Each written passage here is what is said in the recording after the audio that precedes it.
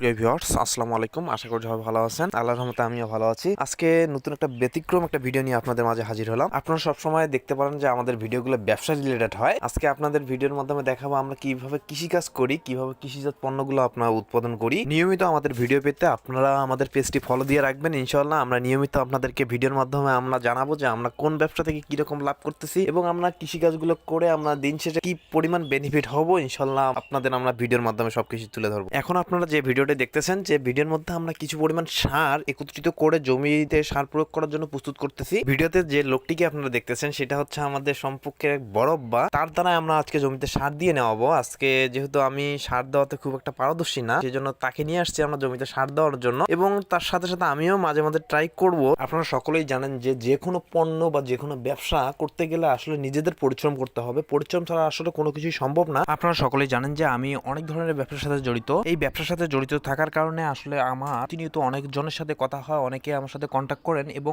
অনেকেই জানতে চান যে কি পরিমাণ লাভ করি আমরা, কোন ব্যবসা থেকে কি পরিমাণ লাভ করতে পারবে তারা, সেই সম্পর্কে যারা প্রশ্ন করে থাকে। আসলে আমি প্রথমে বলবো যে আসলে ব্যবসা থেকে যে আহামরি যে খুব লাভ করি আমরা তা না। যারা আমাদের ভিডিও দেখে এবং আমাদের কাছে পরামর্শ নিয়ে ব্যবসা শুরু করতে চায় তাদের উদ্দেশ্যে একটু বলবো, আমরা যত টাকা পয়সা হাতে থাকুক না কেন আপনার বড় পরিসরে কোনো কিছু করতে যাবেন না অভিজ্ঞতা ছাড়া। আসলে আপনার যত ক্ষুদ্র থেকে শুরু করতে পারবেন আপনাদের জন্য ততই ভালো হবে। আপনাদের মাঝে আমার ব্যক্তিগত একটি চরম অভিজ্ঞতার কথা শেয়ার করব। অনেক ভাই দেখেন যে আমি বলার পর যে লাভের অংশটা আমরা যখন কম দেখাই তারা পিছায়া যায়। আসলে ব্যবসা শুরুতে আপনারা লাভের অংশ দেখবেন না, আসলে অনেকেই লাভের অংশ দেখে এবং ব্যবসা থেকে পিছায়া যায়। কারণ হচ্ছে ব্যবসা শুরুতে লাভটা তেমন দেখা যাবে না। আসলে লাভ দেখলে ব্যবসা শুরু করতে পারবেন না।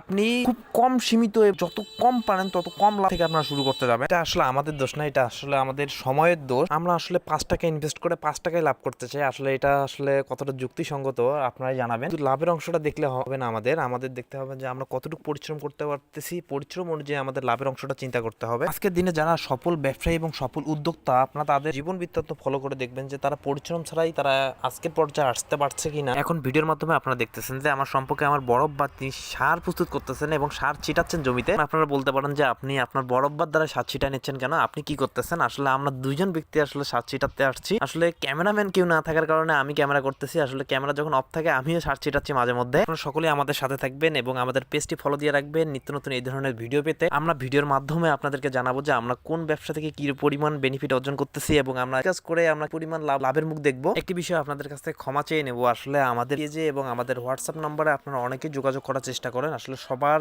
SMS এবং জবাব দেওয়ার আসলে সুযোগ হয়ে ওঠে না আমাদের বিভিন্ন কাজের ব্যস্ততার কারণে আমরা সময় পাই না আর কি সবার SMS এবং সবার প্রশ্নের জবাব দেওয়ার জন্য। আসলে সবার কাছে আমরা দুঃখ প্রকাশ করতেছি। আপনারা সরাসরি ফোন করবেন আমাদের মাঝে, সেই সাথে আমাদের ফেসবুক পেজটি আপনারা ফলো দিয়ে রাখবেন। আর বেশি কথা বাড়াবো না, কথা বলতে বলতে আমাদের প্রায় জমিতে সার দেওয়াটা শেষ হয়ে গেছে। ইনশাল্লাহ আমরা এখন বাড়ির দিকে রওনা দেবো। ইনশাল্লাহ আমরা বাড়ি যাওয়ার জন্য সবকিছু আবার যে গামলা ছিল সার দেওয়ার সেগুলো গাড়িতে উঠাচ্ছি এবং যে পলিথিন নিয়ে আসছিলাম আমরা সার প্রস্তুত করার জন্য সেগুলো আমরা গাড়িতে উঠাই নিয়ে আমরা এখন বাড়ির দিকে রওনা হচ্ছি বরব্বার সহ। এখন বাড়ির দিকে এসে আমরা সারগুলো বাড়িতে রাখবো, রেখে আমরা আরেকটা দূর ফাঁকের মধ্যে আরেকটা জমি আছে, জমিতে সার দেওয়ার জন্য বরব্বাকে সার নিয়ে সেখানে পাঠাবো এবং গাড়িতে যে মালামালগুলো আমরা নিয়ে আসছি সেগুলো আমি এখন বাসার ভিতরে রাখবো এবং সার দেওয়ার শেষে আমাদের কিছু অতিরিক্ত সার হারাইছে সেগুলো আমি এখন বাসার ভিতরে বাকি সারগুলোর সাথে রাখবো এবং যে গামলাটি আপনি দেখতেছেন এই গামলাটি আমাদের আরেকটি জমিতে দেওয়ার বাকি আছে। সার নিয়ে আমি বরব্বুকে পাঠাই দিলাম যে আরেকটা জমিতে সার দেওয়ার জন্য। এখন এই বাকি যে মালামালগুলো আছে সেগুলো আমি এখন বাসার ভিতরে রাখবো, সেগুলো রেখে তারপর আমাদের অন্য